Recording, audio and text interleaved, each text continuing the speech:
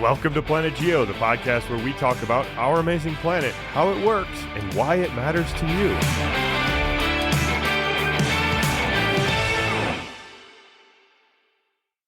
All right.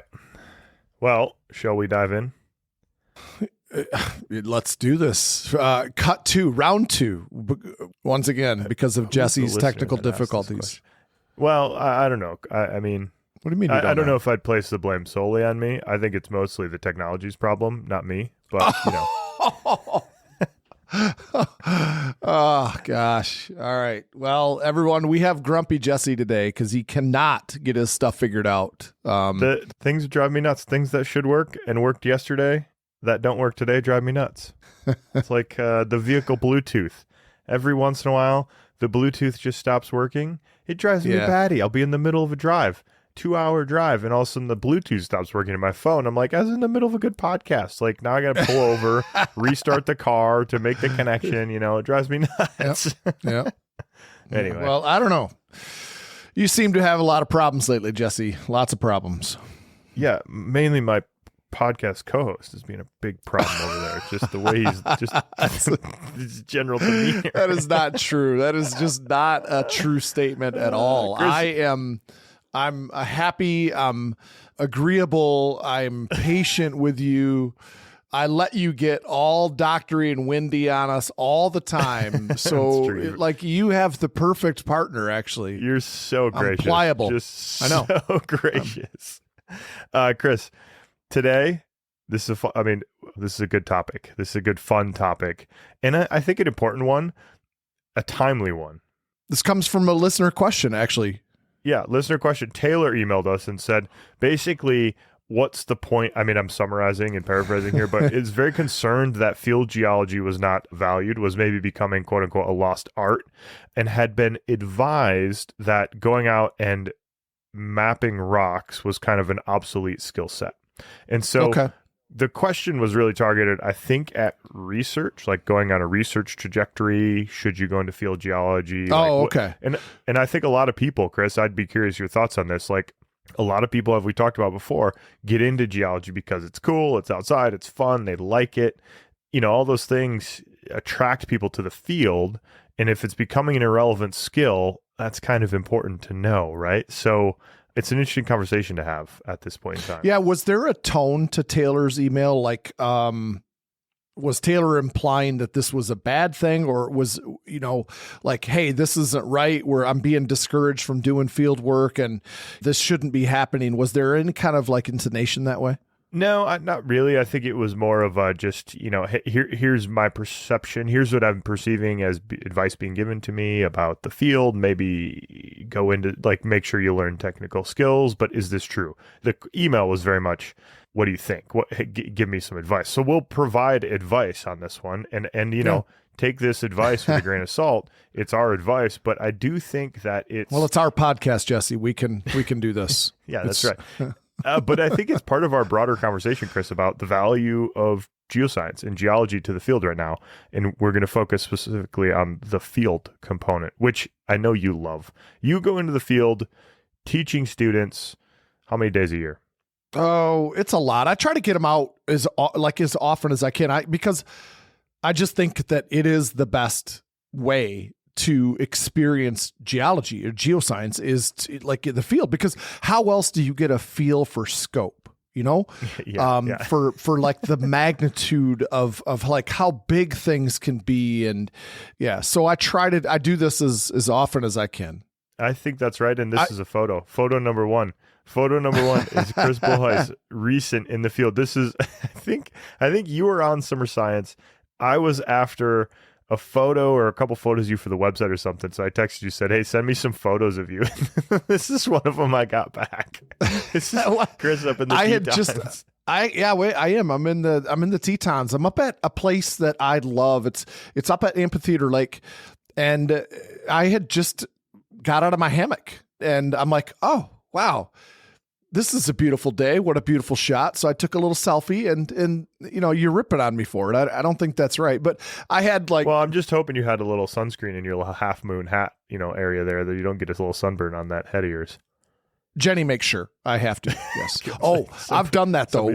I get this half moon in the back of my head because we're the trucker hats. So yeah, it's a thing. Yeah, the kids think that's the students think that's really funny. Yeah. Yeah, you need a little insert for that. So Jesse, what do you think? Are you concerned that field work is becoming a lost art? It's a great question. It really is a great question. It's perhaps true that field geology is becoming a lost art, but I think that's a massive opportunity for people who know the field, can function in the field, can think about the field, but not exclusively. I don't think so. There's kind of multiple parts to this. And I was advised, Chris, actually, very interestingly, I'll skip ahead here to a photo. This is me relatively recently. This was actually during my postdoc right before I started at Penn State, but this is up in the northern Canada. We're doing float plane supported field work, in the remote Arctic. You got a Cobra look going on. Like you're like doing this. What's going on with you? Trying to by selfie squint. Get that fat head all in the same frame there. It's hard to frame. It's hard to get all the brains all in one frame, Chris. Yeah, exactly. All right. But I was advised, very interestingly, when I was graduating my PhD, I was kind of debating between, I really had this great postdoc opportunity in the US at the Carnegie Institution for Science, which is like a premier geochemistry institute, had developed geochronology tools all throughout the entire history of this institution. Norman Bowen was there. Anyway, they'd done a lot of experiments, a lot of lab-based work with some really good geologists there too, but it was not fundamentally a field place. And, some advisor of mine gave me advice, said, no, don't go there. Actually, go do field work. Go see as many rocks as you possibly can. Go work for the Canadian Geological Survey, or go work for some survey where you just map, and then go do the geochemistry stuff afterwards. And I didn't take that advice. I went to the geochemistry thing at the postdoc that was really lab heavy, but I had already gotten a lot of field experience in my PhD. And so I think there's value in doing both. And I've had this has kind of gone with me throughout my career. People appreciate when you both know rocks in the field and have like a tuned in innate eye for the rocks. You know what I mean? Like, I don't know if that makes sense. I'm sure it makes sense to you, but I don't know if it makes sense to the listener, like what we mean by that. I mean, how Chris, what's the range of student, I don't know what the word is, eye tuned into the rocksness that you see? You know what I mean? Like that you see students who they're like clearly picking up on the important parts of an outcrop. They're noticing the important differences. What's the range of abilities, sort of natural abilities, without you teaching them? I mean, natural meaning like when they walk in your door. Yeah, that's an interesting question. I don't know if I've ever thought about it in that way before, but I will say this, and I'm not sure if I'm really going to directly answer it, but what you see is the first few times that students are in the field and they're trying to make sense of what they are looking at, they're fumbling around, they're at a loss. But once they're there, some of the best advice I ever got was I had a problem. I couldn't figure it out. And the person that was like with me just looked at me like I'm the biggest idiot in the world and said, Bullheis, figure it out. And so I just had to stand there and Bullheis, figure it out. Yeah. And so then all of a sudden, I don't know, a few minutes later, I'm literally trying to solve this problem and it just came to me and I saw it. And I don't know why I didn't see it before. I was actually rock climbing. Yeah. Oh, okay. And you just like figure it out. I couldn't find a handhold. Yeah. Yeah. And they're just like, figure it out, man. So, but it stuck with me. It's like, wow, that's actually, and I see that with my students. It's like, I don't want to step in and start helping you right now. I want you to stare at the outcrop. I want you to start looking at go walk to a different spot then, go pick up different rocks and start looking at what you're seeing. That's right. And I want to let them kind of fumble about, Totally. And then they start to figure out the way that things, it's just this different way of thinking. But that's why you and I think fieldwork is so valuable still. And I think you're really nailing that story nails the value of it for sure. And I think employers are looking for this. They're looking for people who can function in the field. When you can function in the field, you have a sort of an innate three-dimensional kind of figure it outness. you can spatially think about things. You can say, okay, I don't quite understand what's going on in this outcrop. I need something to the left and back behind this thing. That's where my interesting data will be. So I'm going to go rummage around looking for rocks over there to answer the question that I have. There's some spatial thinking, and it's just basic observational skill sets. It's like, what looks the same for an entire outcrop, and then what do I need to focus on? What's the difference? Where is there the most difference that I can focus in on? That's like the thing. And employers are looking for this. So back to like the value of field geology, bedrock mapping, if that's your skill set, if that's the only thing you do and do well, the job market, frankly, is probably going to be a little bit more limited. Like, there are definitely people being hired who do that. There's no doubt about that. But I don't know, in the 80s, when all of northern Canada was relatively unmapped geologically, they were hiring field geologists like crazy because they needed them to go map this place. And all those maps have been made. A lot of the big scientific stories have been told. There's still places to go explore, and there's a lot we don't know still. But I think the days of like field mapping as the big job in geology, I think those are over. You kind of got to pair geology with something else. But that being said, we might, as a community, have gone too far the other direction. Yeah. I think about it this way. I think I'm gonna skip ahead, Chris, real quick. And is We're this gonna go to another one and make fun of me here? What's that? Is this the person who said what? Is this the person who said, boys, figure it out? That is not the person that said it. She would not have. She would have been much more colorful with her language. Okay, I see. Yeah, fair enough. But I think that's the truth too. I do. I'm dying over here. Of course, it's the truth.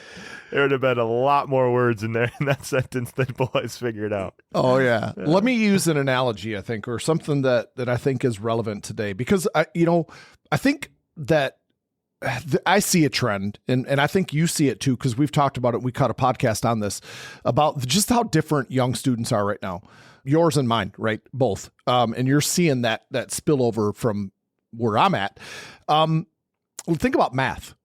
When back in the day, even probably you had to do the math, right?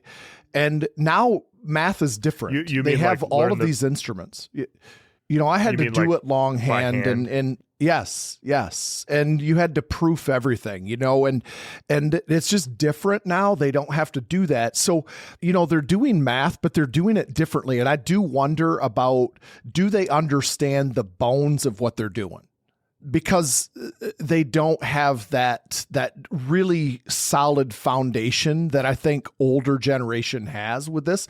I'm not saying that that's the best way. I just see a parallel with this, that I think that being able to do field geology is fundamental to like understanding some of the basics of geology. I mean, there's so much depth to this question of the relative value of field geology. And I think, Chris, you're touching on something exactly right. Like, it's a good place to like start from. It's a good basic to start any interpretation from any geochemical or geophysical data. You really have to understand the complexity in rocks. You have to understand that. I'll skip ahead here. This is Mike Axon, friend of the pod, and I we're up in Nunavut here, our Northwest Territories here, looking at our complicated rocks. Look at the rocks behind us. Those are complicated. They're complicated when you look at it from the air. You can see that there's a bunch of complication going on. When you land on it, you can see in this photo, those are complicated. When you get down with your hand lens, you can say, these are complicated. So there's like this complexity occurs at a bunch of different scales, and you really have to understand that before you have to work. If you're a geophysicist who thinks on big scales and looks at big data, you want to work with people who understand this complexity, right? And so I think, to Taylor's question, my advice is to students and my own PhD students is, you got to know the field geology. You got to like have some experience with rocks. You got to be able to know what you're talking about. You can't just be what we call, this is a derogatory term, but we call a rock in a box geochemist, where they get a little sample powder in the mail, and then they're really, really good at measuring, isotope ratios of some random element, right? And that has value. Those people have value too. But you always have to pair that with either somebody or with your own self who knows the rocks. So you kind of make sure you kind of home your your interpretations in rocks. In that, I that agree complexity. with that. But I think also, Jesse, just a point, because your comment like made me think of this, that there are places that where you can go in geoscience where you don't need any field experience. Like absolutely. It's great to be able to have field experience, but if you're physically unable to do this, there are still, you can have a very rewarding career in geoscience and not have those field experiences. It's not that you have to do this in order to be good at what you do. That's a great point, Chris. And here, this is, where are we? Black Hills? This looks like Black Hills. Yeah. Yep. What hike is this? I think this is Little Devil's Tower, actually. Yeah. Oh, Little Devil's Tower. Okay. Yeah. This is before you were doing it as the sunrise hike? No, we do it on no, that's like after the sun had come up, and it was just such a day that I'm like, well, let's hang out here for a little bit, and then let's look at some geology here. Yeah. Teaching them up in the Black Hills. I mean, what could be better than that, Chris? I think you're touching exactly on this point. I mean, that is such a valuable point to make. I think probably, not your generation, but the generation before you was probably like you had to have field skills. Otherwise you couldn't get a job. And I think it's very healthy that we have gone completely, like there are so many opportunities. I mean, we're doing this with our the field camp at Penn State. There are alternatives that you can do to going on field camp, for accessibility reasons, people who just can't get out in the field for health reasons or for a variety of other reasons can't do the field camp. There are other options. And so, yeah, you can be an amazing geoscientist without knowing rocks. That's for sure true. I think my advice to Taylor, as somebody who it seemed like likes and is able to get out in the rocks, my advice is don't shy away from that. Like lean into it, but pair it with other skill sets. Myself, this is a photo up in Nunavut. You can again see some really complicated toothpastey rocks. So you got to know, like for me, I've paired it with geochronology, and I know instruments really well, and some geochemical data, some niche parts, but I've always kind of stayed grounded in the rock record and in the field geology part, because in part that I like that more. I don't get to do it as much anymore. Here's a question. In grad school, but yeah. Here's a question for you, because I think this fits more into like your realm of getting like a research position or getting a job in industry, whatever. I got to believe that having field experience makes you stand out a little bit more, but just because like you have stories to tell, you have experiences then. And so I don't know, you've been advised, Jesse, both ways on this. You've actually been on the receiving end of, no, you need to just go into the lab. And then you've also been advised, no, go get some field experience. Yeah. From two very respectable people, right? You got very different advice. What do you think about that? Like is there something to the field experience and helping you out? Yeah. Just from the level of, I think you're different. That's a great question. So again, this is just speaking personally from my own personal life and my own personal experience. First of all, in the advice thing, this is why you can't just have one person's advice, right? You got to have what's the phrase, like a kitchen sink or a board of directors in your life where you got 8 people who you can ask, and you can weigh each of these opinions differently because you're going to get different opinions. So like ask everybody, right? So Taylor, great. Ask us, ask your people in your life that you see in 3 dimensions, right? Like ask a lot of people this question. For me personally, the field stuff I know it's gone with me really well. And what I mean by that is, I was interested in rocks, when I set foot in your door and you just set it on fire, right? We went out in the field a lot in all the classes. I took 3 classes from you, went out in the field a whole bunch on those. So when I started at Hope College, I know that my letters of recommendation that professors at Hope wrote for me said, this guy has one of the most naturally innate senses for rocks in the field that they've seen, because I had all this experience. So, I stood out at Hope College. I mean, I didn't stand out GPA wise, but I stood out for that reason. And so that those letters of recommendation carry a lot of weight, right? So you had a lot going on. Yeah. Well, there's things happening.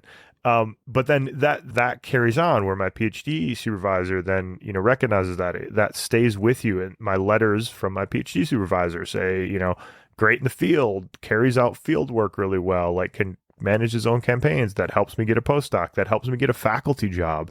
And then, I've heard from other people that, it's a great strength to pair geochemistry and field work. And I've heard, I don't know this for sure, but I've heard from people that I was attractive as a professor to Penn State when I was applying there, in large part because of the field program, because I could carry out field programs, get students out in the field, because they felt like they needed more people who were doing that stuff. So yeah, it carries with you. Like that's kind of I'm trying to emphasize that started for me in high school, and that kind of carried its way all the way through. And I think still to this day, it's kind of added somewhat of a strength.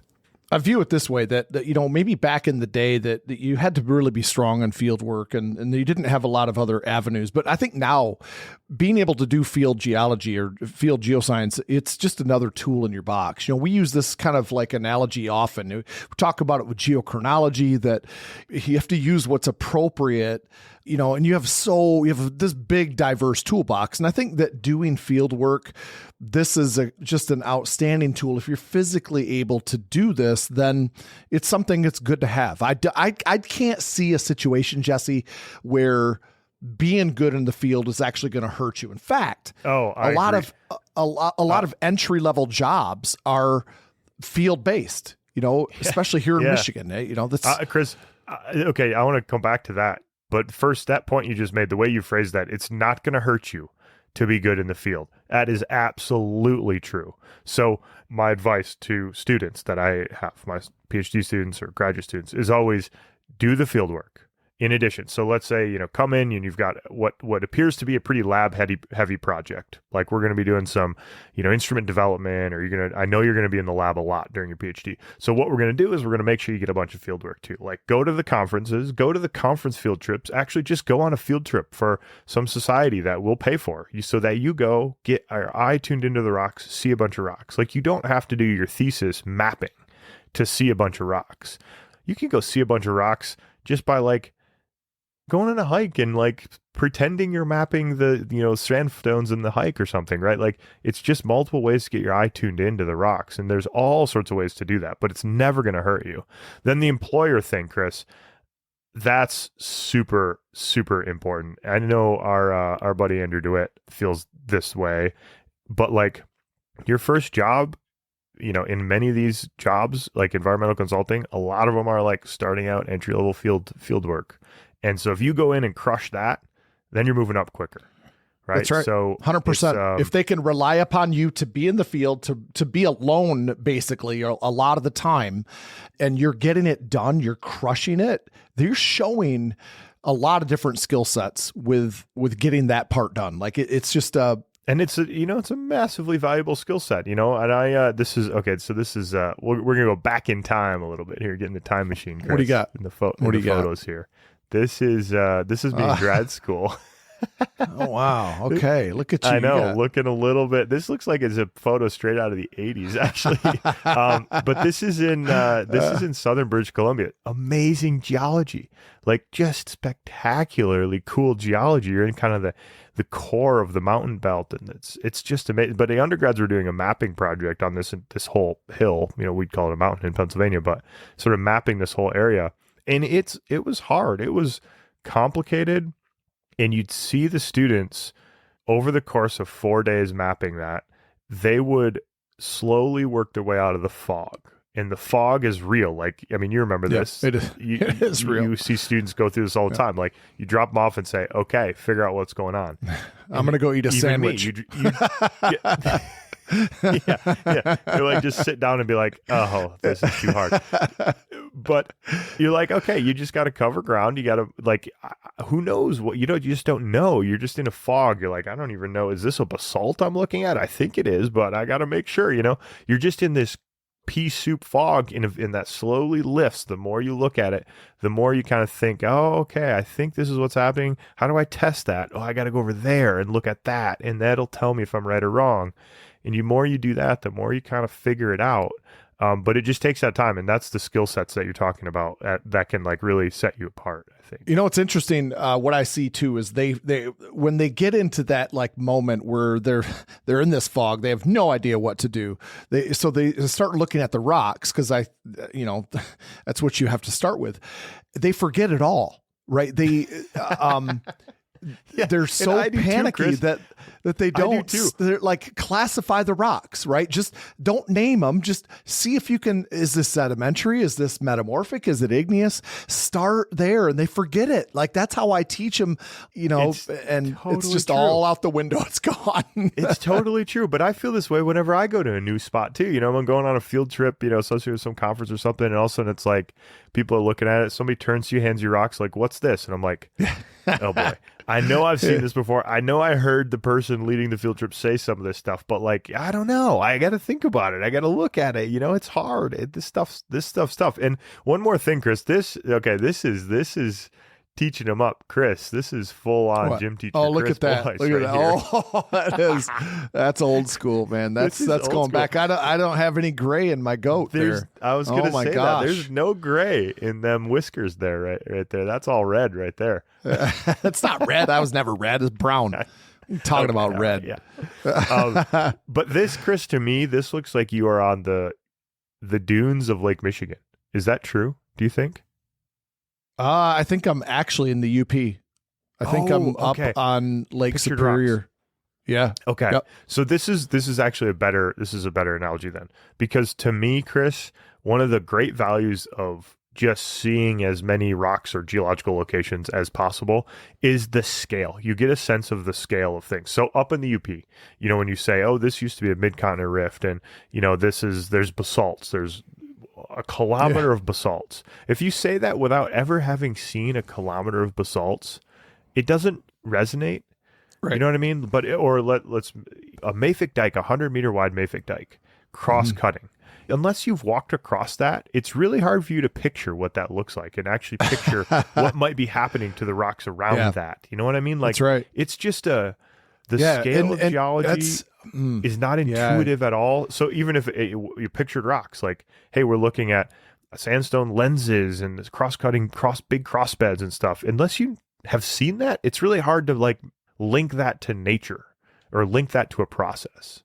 Yeah, 100%. I agree. I mean, we've said this before, and the best geoscientist is the person that's seen the most rocks. That, and there's a lot of truth to that variety. But here's the thing: is that being in the field, though, Jesse, allows you to put context with the rocks, and that's hugely important. That's why, like, you probably get this. I get it all the time. Kids are coming into my room and saying, "Hey, Mr. Boyce, I found this," and I'm like, my first questions are, "Where did you get it? What did it look like around you?" I'm trying to give context to what's in my hand now, and it's so field geology does that. It gives you context. It definitely does that. And I think, Chris, the other thing here that's important to me, this is a college age Jesse in the Grand Canyon here. We're looking down at the Vishnu here. You can kind of see the Colorado River, very muddy. Absolutely. Yeah. This, Chris, I think that you kind of touched on this. The people who know the rocks the best, or the people, what'd you say, the best geologist person who's seen the most rocks. There is an amazing resource in the people who know the rocks around the local area. Like, there are people who know local Pennsylvania geology and they've spent their whole life like looking at all the outcrops around here. They know everything that in a way that like I could never know that much, right? Because they've been doing it for 60 years or something. So you can really scale that. You can narrow that like telescopic lens down to say, the person who knows the area the best might be the person who's seen the rocks the most around the area. Yep. And so if you want to go up and... Did you go down and touch the Vishnu then? No, we've covered this before. We didn't make it down. You can kind of see, we had to turn around. We were on this field. This was an undergrad field trip, and we did not go past the Kaiba. I guess that's the Kaiba Plateau. Yeah. We didn't go past the Kaiba Plateau there. Okay. All right. Oh, love it, though. It brings back memories. I love it. Brings back memories. I don't know. But again, scale, like, it's hard to understand the problem of cutting the Grand Canyon without being there, seeing it. and understanding the scale for sure. of it. And so just seeing as many features, back to the kind of advice thing. If you're interested in field stuff, you like the field, I would be hesitant to like take a PhD project that is only in the lab or only looking at remote sensing data without any field component, just because you like it. And I don't think there's going to be anything wrong with having a pretty good sense of how to operate in the field. Now, I think that's really solid advice. Actually, that's huge. You have to, when you're going to do this, it's a long, long time that you're working on this one thing, right? Yeah. Becoming an expert, especially for a PhD. Yeah, totally. You better like it. You better like it. what you're doing. And if field work is important to you, then you need to pick a project that's going to incorporate some of that into it. Absolutely. You know what? And that's what I did. And I know a lot of people who picked their projects because they wanted to get out in the field. I know a lot of people who picked their projects because they didn't want to get out in the field. And that is fine. That is totally fine. But you got to make sure you do both. I got dragged kicking and screaming into geochemistry. But now I absolutely love it. And I'm really good with instruments. I know these instruments really well because I got dragged into it because it was interesting and important and a good skill set to have. So on the flip side, I don't know if I'd recommend students, do a project that's just mapping, because I think if you can do it, but you got to make sure that you got to pick a side piece. You got to pick I'm going to learn geochronology really well. And I'm going to actually try and go to the lab that's doing my analyses. And I'm going to try and learn there. And I'm going to get really into the data and maybe go to a geochronology conference to get that other skill set too. Because I don't think just field work. I mean, a master's, sure. But for a PhD, I'd be hesitant to be just a field person. That might be bad advice, but I don't know. Just depends what you want. I think do what's most interesting to you. That's the best thing. So hard to go wrong when you're doing that, actually. That is absolutely true. And Chris, are you doing the most interesting thing right now?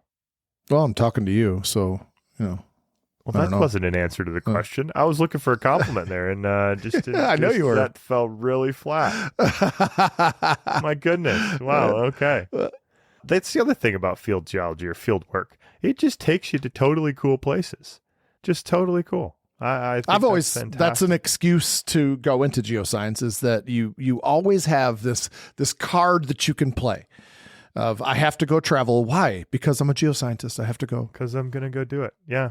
Chris, where are you going? Where are you and Jenny going this summer for the extra trip? So we weren't going to actually do one for the first time in a long time. Yeah, I can't remember one, but I was I wanted to gut my master bathroom and totally overhaul it, and I want to do it myself. But we're going to go to the Wind River in Wyoming. Okay. Nice.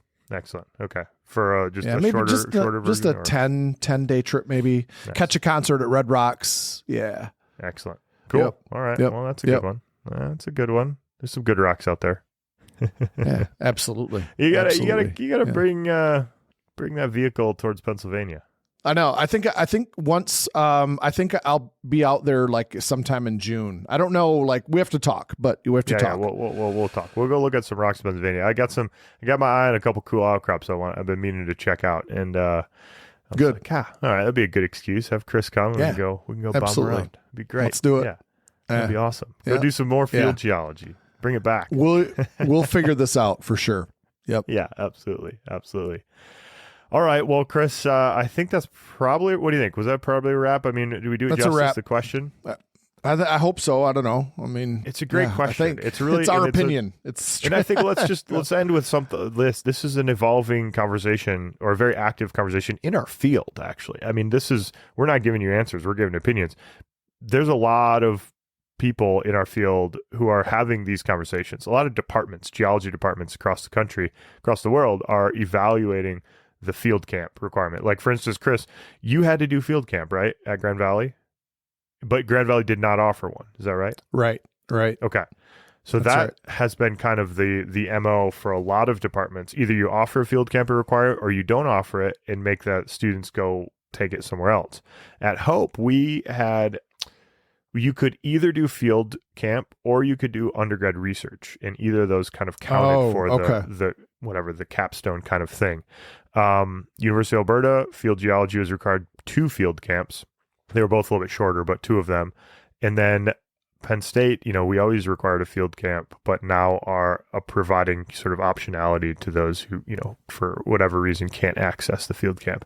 And I think a lot of departments are just kind of nixing the requirement. They're saying, we don't. Well, it's complicated because if you don't offer it, then you're sending people out of state then, and you got out of state tuition, which is double what you normally would have. And those options are going away. I'm not sure about this, but I don't think our field camp, we used to have students that were non-Penn State students take our field camp. I don't think that's happening anymore. Oh, okay. So there's because I went to University of New Mexico, and it was 10 weeks long. That was a long field camp. Undertaking. Yeah. It's a serious undertaking. Yeah, for sure. And a serious thing for a university to put on for the benefit of a lot of students from other schools. So that whole system is kind of in flux, and I think as part of that, people are having these conversations. What do we really value about the field, and what skills do we need to convey? So anyway, it'll be interesting that we'll have this conversation with Andrew DeWitt again, and get his perspective now that he's on the hiring managing side, and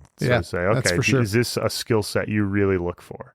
Yeah, we have a couple actually upcoming interviews on that. That'll be interesting from people who know the industry and the hiring aspects. So that'll be useful. Cool. Absolutely. Looking forward to it. Yeah, good stuff. All right, man. Well, hey, that's a wrap for this episode. You can find us on all the social medias at Planet Geocast. You can go to our website, planetgeocast.com, and download our mobile app, CampGeo mobile app. First link in your show notes there. We have a bunch of visual podcast series, basically the intro level class that we offer for free there, and some other paid stuff on geology of Yellowstone National Park, Grand Canyon, Grand Tetons, and climate, and Solus rocks, and other things like that. You can see this episode along with all the images as well on our podcast app or on YouTube. And if you're on YouTube or Spotify, leave us a comment, like, subscribe, and a follow. We appreciate that. Cheers. Peace.